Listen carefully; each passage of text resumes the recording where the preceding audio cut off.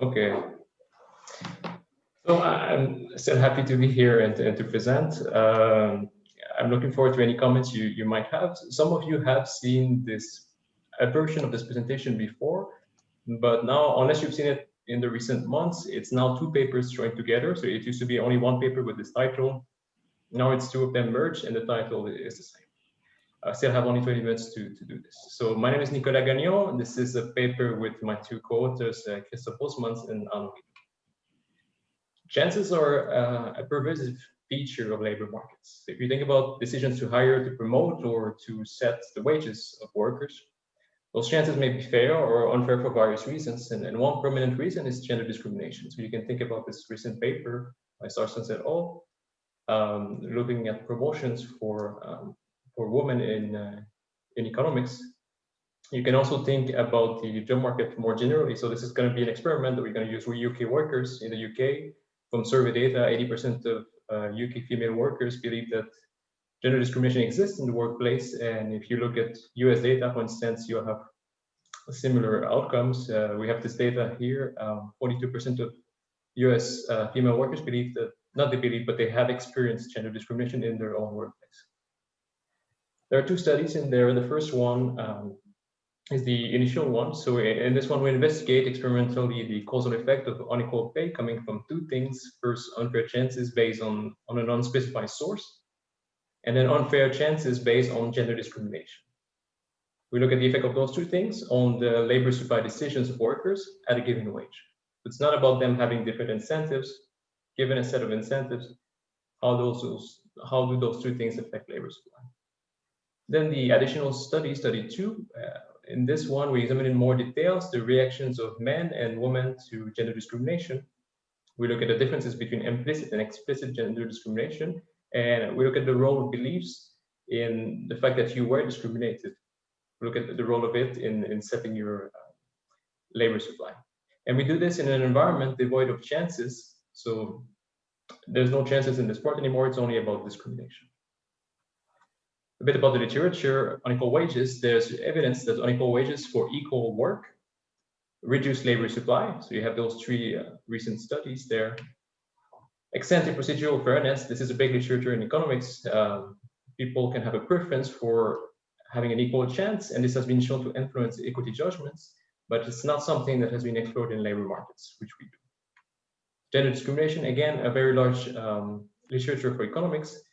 In medicine and psychology, this is correlated with negative well-being measures. And in economics, there's a lot of demand side, there's a lot of evidence and research on demand side discrimination, but what is very rare is supply side research. So how workers react once they know that they face discrimination. The last part, women's lower labor supply can explain most of the gender gap in earnings. The traditional reason that we give is that women have a much higher share of household responsibilities. But we ask in this paper, can discrimination also affect labor supply, even once we control for monetary incentives? If you have a question, just interrupt me at any point. I'll take one or two in the presentation, and then I'll take them after if there's time. So with the research strategy, what we do, we have two pre-registered studies. We recruit UK workers on an online labor platform called Prolific. We assign workers to different payment schemes. These are our treatments. The payment schemes, they vary the chances that workers have of getting a high or a low wage. They vary the source of those chances, whether there's discrimination involved or not, and they vary the resulting wages. The work is individual. Workers have to copy lines of characters for a piece rate wage. So it's ready to get a wage per line that they copy. Their task is to choose how many lines they enter, and at some point they decide to leave. The lines, they gradually become longer, so to make it such that we have as little censoring as possible, they want to leave at some point before the end. Working less simply decreases a worker's earnings. So this is important. There's no scope for reciprocity, for interaction between workers, or for risk. It's just if you work less, you earn less. What we do is we randomize workers into one payment scheme. It's a between subject design, and we do this randomization separately by gender. Our labor supply measures the number of lines that people complete. We have two studies. The first one, there's 1,200 something workers. The demographics are similar across studies. So people are report to be 38 years old on average. We have half men, half women. And on average, they stay about 30 minutes in the experiment. Study 2, we have a bit more than 1,500 new workers, so we have two different sets of workers. Study 1, we have 5 payment schemes. The first one is called equal low wages. In this one, both workers receive a low wage of 3 pence per line that they enter. We have equal high wages. Both workers receive a high wage this time. Unequal wages from fair chances. Both workers receive an equal chance, 50% of receiving the high wage. Otherwise, they receive the low wage. And you always have one worker receiving the high wage, the other worker receiving the low wage. Then we add different layers of inequality. So unequal wages from unfair chances. One worker has a low wage, 25% of getting the high wage, otherwise he or she receives the low wage. The other worker has a high chance of receiving the high wage. And again, you always have one worker receiving the high wage, the other one receiving the low wage. We don't specify in this treatment the source of chances. We don't tell them, for instance, that it's because of discrimination or anything of the like. We just don't tell them anything. Then one more layer of inequality, unequal wages from discriminatory chances. As a worker, this is what you're told. You're a woman or man, therefore you have a low chance of receiving the high wage. The other participant is a man or a woman, therefore he or she has a high chance of receiving the high wage. And so we have this explicit discrimination treatment. The goal is not to make the message as realistic as possible, but it's to try as much as possible to set the belief that this is discrimination. Discrimination is really involved. An overview of a prediction. So I'm not presenting the model here, but what we do is we build on the existing framework by Breza et al. And an older version of this by Card et al. In this framework, a worker dislikes having a job with wage inequality, especially so if it's disadvantageous wage inequality. This is for equal work. Having wage inequality creates dissatisfaction, which lowers the marginal utility of work, which lowers the optimal labor supply. Then we add different things. We account for unfair chances. We specify that aversion to unequal wages and to unfair chances are present. So aside from the wage inequality, you have that an unfair chance creates an additional marginal disutility from working, which reduces the optimal labor supply again. And we do the same with gender discrimination. We specify that it entails some psychological costs, which raises the marginal disutility of working, and this contracts labor supply further. We test for predictions only for workers who do not beat the odds. So this is important. We want to test this only for low wage workers with equal wages, a fair chance, or a low chance. Or high wage workers with equal wages, fair chance, or a high chance. We do this specifically because by design, there are very few workers who beat the odds, so we cannot say anything about those who beat the odds. Yeah. We also test gender differences in the reaction specifically to negative discrimination. This is our results for the first study. So this is the main graph, I would say, for the whole paper. What you have here is the labor supply, the mean labor supply in each payment scheme. On the left here, you have it for low wage workers, on the right for high wage workers, and you have the different payment schemes. So the first one is where both workers are paid a low wage. Then the second one, you're still paid a low wage, but you know that somebody else is paid a higher wage, and you had both a fair chance of getting this high wage. The third bar here is the same, but you had a low chance of getting the high wage. The other worker had a high chance. And the last one, again, you have this low and high chance, but you have gender discrimination in here. So as a worker with a low wage, you reduce your labor supply if you know that others are being paid more than they are, regardless of the chances of getting the high wage or the low wage that you initially got. And the last bar here tells you that when we incorporate gender discrimination, negative gender discrimination here, you have this additional reduction in labor supply. And it's important to just notice again that this only hurts yourself. You're not reciprocating, you're not punishing an employer here. It's some money that you're leaving on the table because you don't want to stay and work in this experiment. For the high wage workers, there's no average effect. They always work as much, regardless of the fact that there's inequality. Okay, if you have a question about this graph, I can try to answer it right now.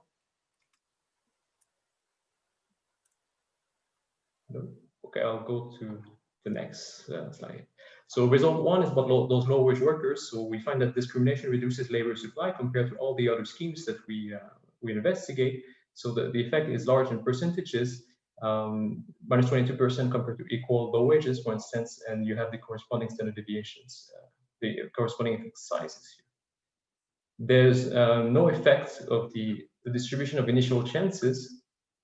And the last part is if you know that others are being paid more than you are, then you reduce your labor supply. So if you know that others are being paid more than you are, you reduce your labor supply. If you know that this is specifically because of your gender, then you have this additional reduction. Yeah, and both effects are around they have a similar size. High wage workers, they don't care at all about wage inequality. Disadvantages versus advantage. So we specify the people who are really sensitive to being disadvantaged compared to advantage, and we find this is the case for discrimination. So those who are negatively discriminated respond more than those who are positively discriminated. It's not the case for the other treatments. Then I'll give you the behavior of men and women separately in study one. So what we get here on the left for men and on the right for women, you have the same type of graph as before. You have the mean labor supply for treatment, or for low wage workers on the left, for high wage workers on the right. What you see for men as a pattern is that if they know that others are being paid more than they are for the same work, they reduce their labor supply, and the reason doesn't matter so much. They always just reduce their labor supply. When they are high wage workers, so when they're advantaged, there's some hint here that they don't like to be positively discriminated because of their gender, which in our experiment also entails that a woman is negatively discriminated. So some evidence here. For women, for low wage workers, you'll see a different pattern altogether. So if they know that others are being paid more, they work as much up to the point where it's really because of their gender. And then you'll see this sharp drop in labor supply. For high wage workers, so what those bars are testing here, so we use non-parametric tests here. I forgot to tell you before, you have the significance with the stars. In parentheses, you have the multiple hypothesis correction. What those bars here, what we do in terms of tests is we test our predictions. So these are one-sided tests. And if you look at the two bars on the right here for high wage workers for women, the last bar here is positive discrimination of women. And we specified in our hypothesis that this would lower labor supply compared to the other bars, which is obviously not the case. The test is telling you it's not significant, which obviously it's not. But we could also try to test, if we set aside our hypothesis, we could also ask if the bar on the right here is larger than the other bars. Positive discrimination could have a positive effect. We do find some evidence that this is the case, but we come back to this in study 2. So result 4, gender and negative discrimination, the decrease in labor supply caused by discrimination specifically is larger for women than men. And we'll come back to this in study 2 again. So study 2, we have 3 new sets of payment schemes, unequal wages. So we have 2 workers with unequal wages, no reason is given for the inequality. Then we have a treatment where we have implicit discrimination. We have 2 workers, they have unequal wages, the genders are revealed, they're given, but we don't provide any reason for the inequality. So there's some gender gap. It's not so clear whether there's discrimination or not. Then we have our last treatment, 2 workers with unequal wages, the genders are revealed, and gender is specifically mentioned as the reason for inequality. So we try to fix the beliefs that there is discrimination. Predictions, they're based on study 1's framework and results. So for low wage workers, labor supply, they should rank as follow for men and women pool. If there's implicit discrimination, they should work a bit less. If there's explicit discrimination, then they should work even less. For women, you should expect the same pattern. For men, we specify that they will have the same labor supply in each treatment, because it's what we find in study 1. They don't react to specific types of inequality. And for high wage workers, their labor supply should rank as follow. For women, we specify that they have a preference for positive discrimination, that they will work more, the more obvious it is that there is positive discrimination. For men, we specify that there's an aversion to positive discrimination. They will work less when they know that they're favored because of their gender, and a woman is disadvantaged because of her gender in this case. Okay, so for men and women pool, here you have again the type of graph as before, the mean labor supply. For low-wage workers on the left, high-wage workers on the right. The first bar is for when you have inequality, but there's no discrimination involved. Then you have implicit discrimination. Maybe there is some, maybe not. And we have the explicit discrimination treatment here. So we can see for low-wage workers that, again, we can reproduce our first result, that fixing the beliefs that there is gender discrimination decreases average labor supply. This is not the case for implicit discrimination. For high-wage workers, there's some patterns there, but we don't have any overall hypothesis about them. So I'll move on to the next slide. For low-wage men and women, what you have here on the left for women, on the right for men, you can see for both of them, you have negative effects of explicit discrimination. It reduces labor supply, and implicit discrimination doesn't have, on average, any effect. For high-wage men and women, there we have this asymmetric prediction that for women, positive discrimination would increase labor supply. So for explicit discrimination, this is similar to our treatment in study 1. Here we don't find any positive effect. For implicit discrimination, then we do find some evidence that there is an effect. For men, both types of positive discrimination have a negative effect, as we specified on their labor supply, decreases their labor supply. How much time do I have left? And Nestor, if I can ask. You have about 3 or 4 minutes. Okay. Then last thing about the results I will present here, we look at the beliefs in the presence of gender discrimination and the responses to negative discrimination. So we're puzzled as to why, for instance, in this case where we have implicit discrimination, we don't see an average effect, but we already from the start collected data about the beliefs in the presence of gender discrimination. So what we do here, we can look for all schemes. Here on the left, you have those. I'll just give you the results. I'll not go in details, but basically what we see as a pattern is for all schemes together, people who believe that there's gender discrimination, they decrease their labor supply compared to people who don't. And in this implicit treatment that we have, we also see the same pattern, that people who believe that there is gender discrimination against them, they decrease their labor supply compared to people who don't.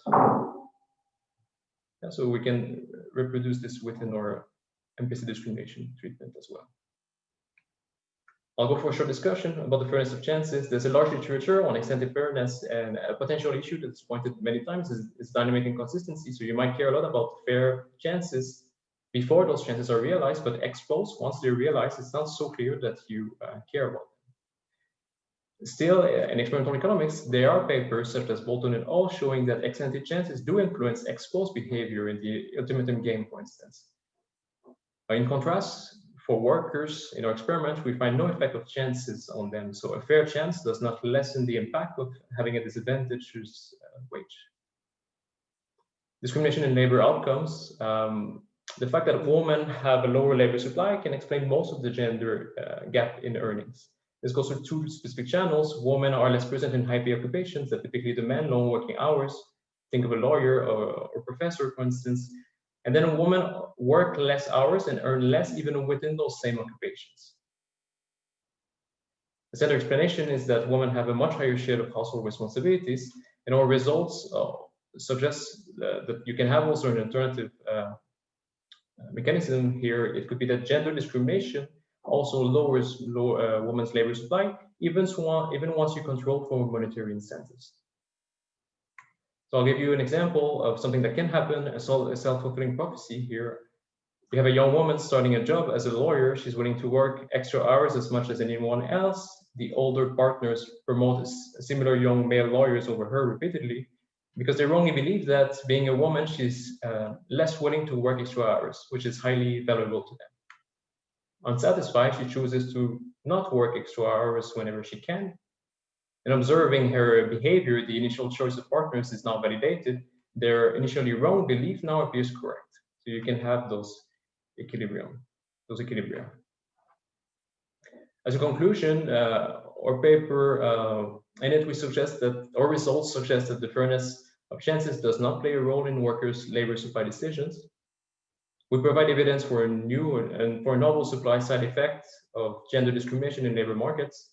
We have the first study to show that a decrease that workers can decrease their labor supply in response to discrimination, even once you control for monetary incentives.